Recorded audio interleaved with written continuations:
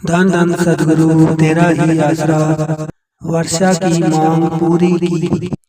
प्रेमी किशोर चंद, गांव भागी बांदर, जिला बठिंडा से परम पिताजी की अपार रहमत का एक प्रत्यक्ष प्रमाण इस तरह लिखता है। सन 1965 की बात है।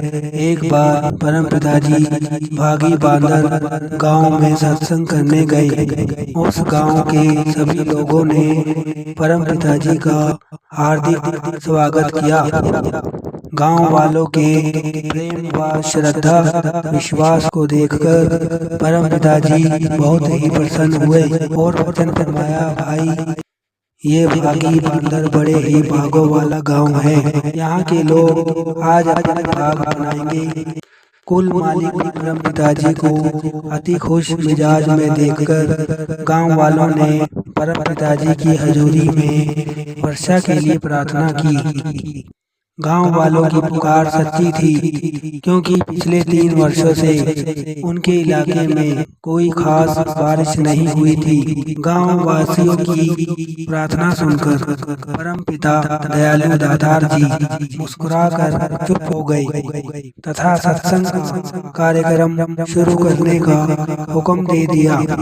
सत्संग शुरू हो गया। उस समय आसमान बिल्कुल साफ था और दूर दूर तक कहीं भी बादल दिखाई नहीं देता था। थोड़ी देर बाद ही आसमान पर काले बादल छा गए। मेहरबान दादा जी ने मुस्कुराते हुए फरमाया, किशोर चंद, बारिश तो आ गई है। ये कहकर सतगुरु जी ने सत्संग समाप्त करते हुए साथ संगत को जाने की आज्ञा दे दी। बस फिर क्या था, सच्चे पातशाह जी अभी स्टेज से उतरकर पास वाले एक बरामदे में ही दाखिल हुए थे कि एकदम मूसलाधार वर्षा होने लगी। देखते ही देखते चारों तरफ पानी ही पानी हो गया। सभी गांव वालों ने मालिक का ये अलौकिक खेल स्वयं ही अपनी आंखों से देखा।